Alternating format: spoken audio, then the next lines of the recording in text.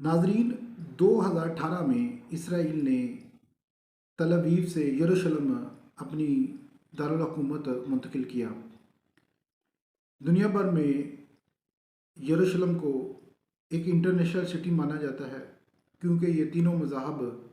इल्हामी मज़ाहब के लिए एक इंतहाई मुक़द्दस शहर माना जाता है। अमेरिका ने दुनिया भर की तनकीद के बावजूद यरूशलेम को इसराइल का दारुल हुकूमत मंजूर किया, तस्लीम किया और अमेरिकन सदर डोनाल्ड ट्रंप ने अपनी स्पीच में कहा कि उन्होंने ये इक़दाम एवेंजेलिकल क्रिश्चियन को खुश करने के लिए किया। दूसरी तरफ अगर हम हालिया इसराइल फ़लस्तीन की जो जंग चल रही है उसमें देखें तो उसमें भी एवेंजेलिकल क्रिश्चियंस इसराइल को हर तरह से सपोर्ट कर रहे हैं। अदाद शुमार के मुताबिक हर साल एवेंजेलिकल क्रिश्चियंस 300 से 400 मिलियन डॉलर्स इसराइल को माली इमदाद दे रहे हैं और उनके जो क्रिश्चियन यूनाइटेड फॉर इसराइल एक ऑर्गेनाइजेशन है वो इसराइल के लिए माली इमदाद इकट्ठी कर रही है। हिस्टोरिकली क्रिश्चियन हमेशा ज्यूज़ के दुश्मन रहे हैं, इनको अपना मुखालिफ समझते रहे हैं, लेकिन एवेंजेलिकल क्रिश्चियंस का ये रवैया लोगों के लिए इंतहाई हैरान कुन है। एवेंजेलिकल क्रिश्चियन प्रोटेस्टेंट उनका एक सेक्ट क्रिश्चियनिटी का उसका एक पार्ट समझा जाता है, जिनका ये ख्याल है कि हज़रत ईसा के दोबारा आने से पहले स्टेट ऑफ इसराइल का इस्टेब्लिश होना बहुत ज़रूरी है। यही वजह है कि जब स्टेट ऑफ इसराइल 1948 में वजूद में आई या 1967 में जब उन्होंने यरूशलेम पे कब्ज़ा किया और या 2017-18 में यरूशलेम को दारुल हुकूमत तस्लीम किया गया, तो ये उनके ख्याल में ये पेशीन गोइयाँ जो हज़रत ईसा के आने से पहले थी वो पूरी हो रही हैं। उनके ख्याल है कि जो कोई इसराइल की मुखालफत करेगा वो अल्लाह ताला की मुखालफत करेगा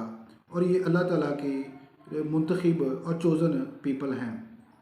यही वजह है कि वो अपनी हर इलेक्टोरल सिस्टम में या हर इलेक्शन में उस कैंडिडेट को ज़्यादा फेवर देते हैं जो इसराइल के हक़ में ज़्यादा अच्छा समझा जाता है। इसलिए ये जो प्रोटेस्टेंट की एक शाख एवेंजेलिकल क्रिश्चियंस हैं जिनको 27% अमेरिकन इलेक्टोरल सिस्टम का पार्ट समझा जाता है, उनकी रिप्रेजेंटेशन है, तो किसी भी अमेरिकन पार्टी के लिए सदर के लिए ये आसान नहीं होता कि इनकी राय को मद्देनज़र रखा इनकी राय को नज़रअंदाज किया जाए। यही वजह है कि ये हर हुकूमत में ऐसी कार्रवाइयाँ करते आ रहे हैं जिससे इसराइल को तक़वियत पहुँचे। और इनके जो क्रिटिक्स हैं, जो ख़ास करके कैथोलिक कम्युनिटी है, उनका ख्याल है कि ये बाइबल की गलत तशरीह करते हैं। हालांकि अल्लाह ताला ने हज़रत ईसा ने ये फरमाया कि अपने हमसायों का ख्याल रखो, तो इनके ये नज़रियात फ़ाल्स अक़ीदे की बुनियाद पर हैं। अगर हम इसको मज़ीद थोड़ा सा देखें तो ये नज़रिया 1840 में एक British pastor John Nelson derby ने इसको फ्रेम किया, इसको बाकायदा शक्ल दी और कुछ लोगों का ख्याल है कि ये तमाम चीज़ें एक यहूदी सैमुअल लॉयर के असर रसूख में किया गया और ज़ायनिज़म को